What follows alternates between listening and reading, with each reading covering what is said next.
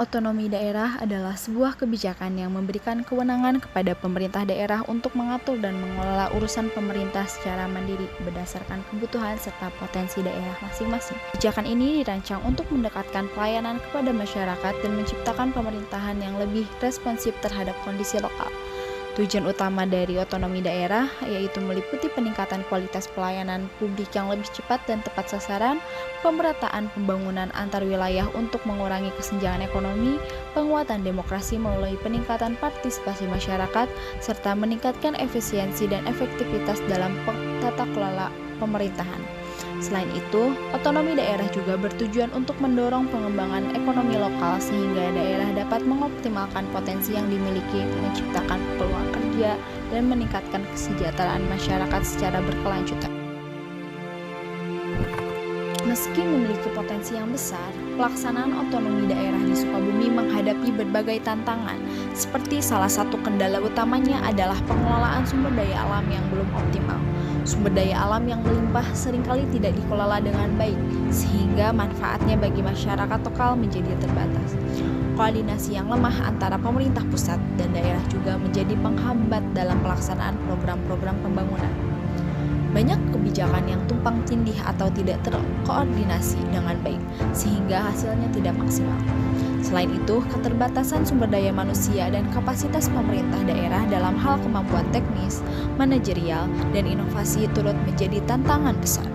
Tidak hanya itu, ketimpangan pembangunan antara wilayah di Sukabumi menyebabkan beberapa daerah tertinggal dalam hal infrastruktur dan ekonomi, yang pada akhirnya memperlambat pertumbuhan daerah secara keseluruhan. Untuk mengatasi berbagai permasalahan dalam pelaksanaan otonomi daerah, pemerintahan pusat telah mengambil langkah-langkah strategis melalui serangkaian kebijakan.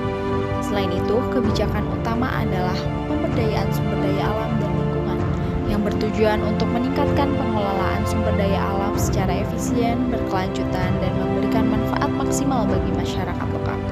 Pengembangan infrastruktur terpadu juga menjadi prioritas, khususnya dalam memperbaiki koneksivitas antar wilayah yang mendukung mobilitas barang, jasa, dan manusia secara lebih baik. Selain itu, pemerintahan pusat memperkuat kapasitas pemerintah daerah melalui pelatihan, pendampingan, dan peningkatan kualitas aparatur sipil negara. Kebijakan ini juga mendukung dengan peningkatan alokasi anggaran transfer daerah yang memberikan pemerintah daerah fleksibilitas finansial lebih besar untuk melaksanakan program pembangunan sesuai dengan prioritas lokal. Dalam mempercepat pembangunan struktural, pemerintah juga menerapkan kebijakan fiskal yang terencana dan terarah. Kebijakan ini mencakup pemerataan dana melalui alokasi anggaran yang berkeadilan bagi seluruh daerah, pemberian insentif pajak untuk menarik investasi, dan penguatan kerjasama dengan sektor swasta guna mempercepat penyelesaian proyek-proyek strategis. Pemerintah juga mengalokasikan dana besar untuk pembangunan infrastruktur yang menjadi fondasi utama dalam mendukung aktivitas ekonomi. Langkah ini tidak hanya ditujukan untuk mempercepat pertumbuhan ekonomi, tetapi juga mengurangi kesenjangan antar wilayah. Dengan adanya infrastruktur yang memadai, wilayah-wilayah terpencil dapat lebih terhubung dengan pusat-pusat ekonomi, sehingga manfaat pembangunan dapat dirasakan secara merata oleh seluruh rakyat. Kebijakan percepatan pembangunan struktural memiliki hubungan yang erat dengan globalisasi ekonomi. Di era globalisasi, pembangunan tidak hanya bertujuan untuk memenuhi kebutuhan lokal, tetapi juga meningkatkan daya saing di pasar internasional. Kebijakan tersebut mendukung integrasi pasar nasional ke pasar global, menciptakan stabilitas ekonomi yang diperlukan untuk menarik investasi asing dan mendorong diversifikasi ekonomi ke sektor-sektor yang lebih kompetitif. Peningkatan daya saing menjadi prioritas utama, mengingat persaingan di pasar global yang semakin ketat. Dalam hal ini, Indonesia tidak hanya perlu meningkatkan kualitas produknya, tetapi juga memperluas akses ke pasar internasional.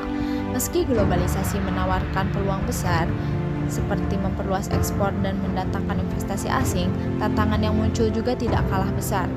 Salah satu tantangan utamanya adalah keterbatasan inovasi akibat minimnya penelitian dan pengembangan. Kurangnya investasi dalam inovasi membuat Indonesia sulit bersaing dalam menciptakan produk bernilai yang lebih tinggi. Ketergantungan pada ekspor komoditas premier juga menjadi hambatan yang besar, karena komoditas ini rentan terhadap fluktuasi harga global.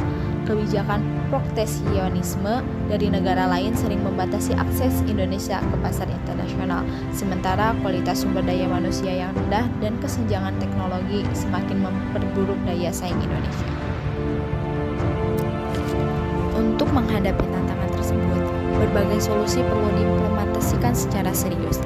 Investasi dalam teknologi modern menjadi kunci untuk meningkatkan produktivitas dan efisiensi di berbagai sektor. Peningkatan kualitas pendidikan dan pelatihan kerja juga sangat penting untuk mencetak tenaga kerja yang kompeten, kreatif, dan inovatif. Diversifikasi ekonomi ke sektor sekunder dan tersier perlu didorong agar Indonesia tidak perlu bergantung pada ekspor komoditas premier. Selain itu, diplomasi ekonomi yang kuat diperlukan untuk memperluas akses ke pasar internasional dan menjalin kerjasama yang saling menguntungkan. Reformasi regulasi juga menjadi langkah penting dalam menciptakan iklim usaha yang lebih kondusif bagi investasi. Pemberdayaan ekonomi lokal harus terus dilakukan untuk menciptakan kemandirian ekonomi daerah dan mengurangi ketergantungan pada pasar global. Dengan solusi-solusi ini, Indonesia diharapkan mampu memperkuat posisinya dalam persaingan global yang semakin dinamis.